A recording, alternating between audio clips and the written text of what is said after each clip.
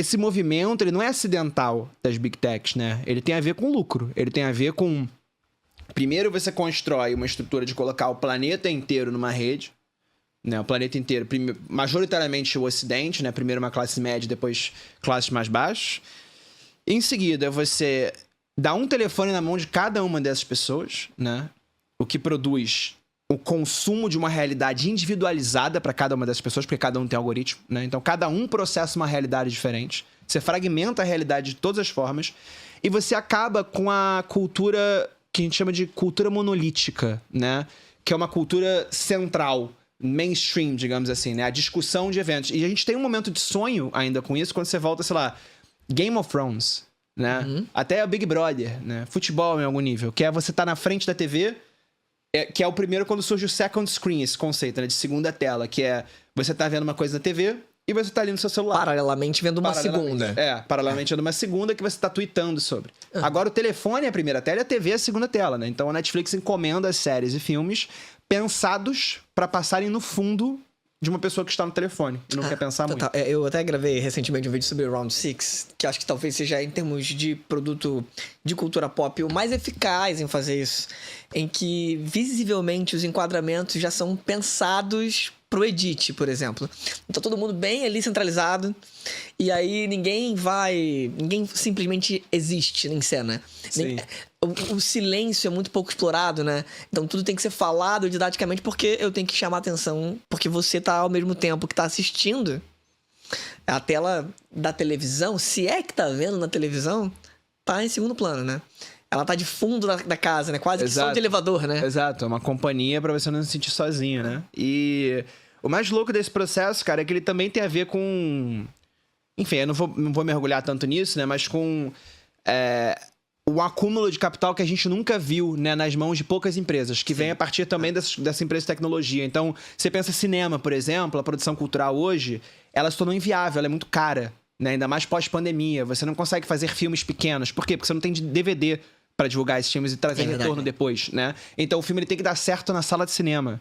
Se ele não der certo, ele não lucra mais, porque o streaming já não paga mais o suficiente pra esse estúdio fazer um filme. Então, pra você cuspir um filme no mundo e ter lucro, ele tem que dar certo no cinema. Ou seja, ele só pode ser uma grande produção cinematográfica.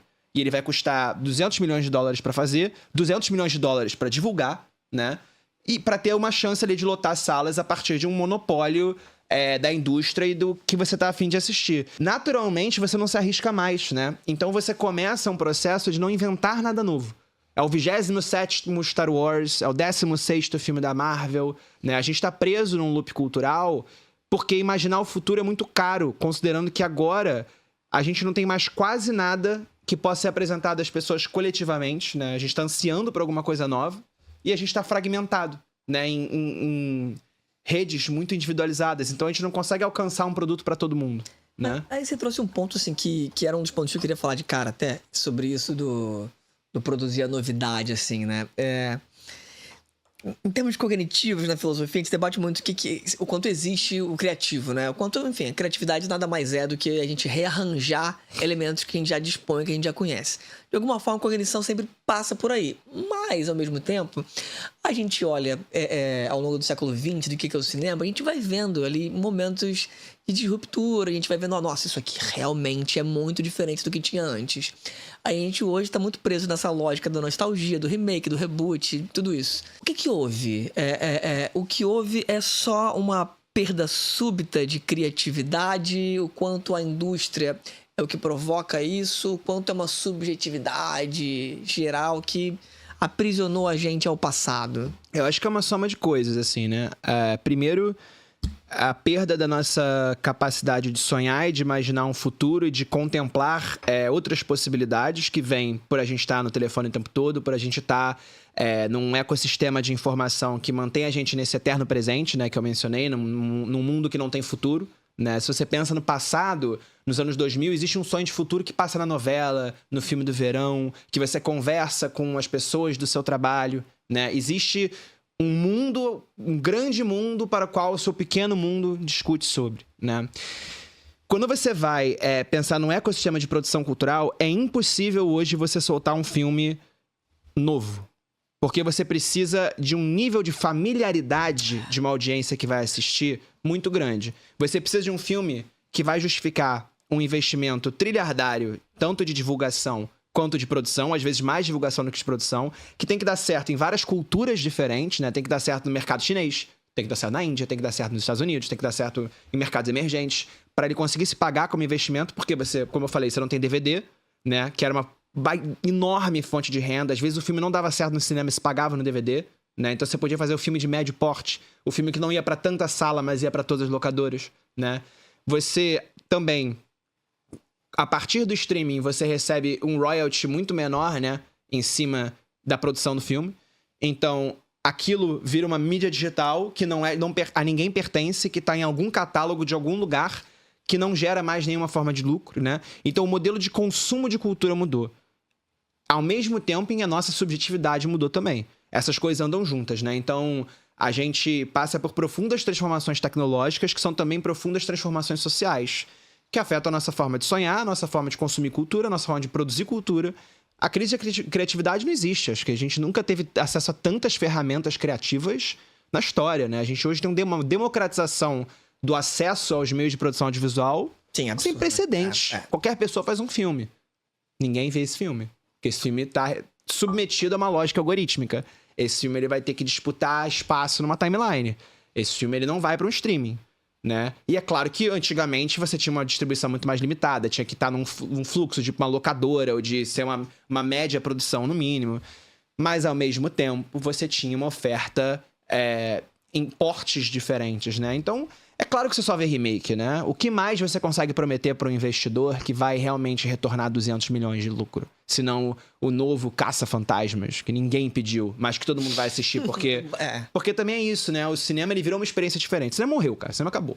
O cinema, ele tinha a ver com a ideia de cultura monolítica, de uma cultura central. A gente era muito mais passivo no nosso consumo de cultura. A gente respeitava muito mais a produção que a gente não entendia, né? Então...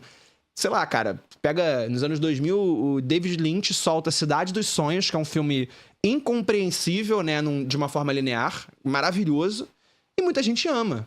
Sim, esse filme funciona. Ele não precisa ser verificado por 1 milhão de produtores diferentes que vão discutir, destrinchar esse filme num super plot, numa discussão quase científica de se aquele filme é um bom conteúdo ou não. Ele não obedece uma lógica de conteúdo. Porque as pessoas iam ao cinema.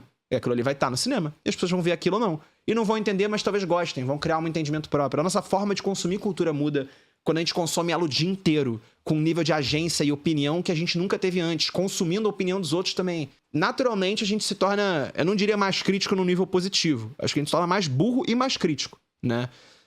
Isso inviabiliza a tentativa do novo, né? Acho que é muito... Enfim.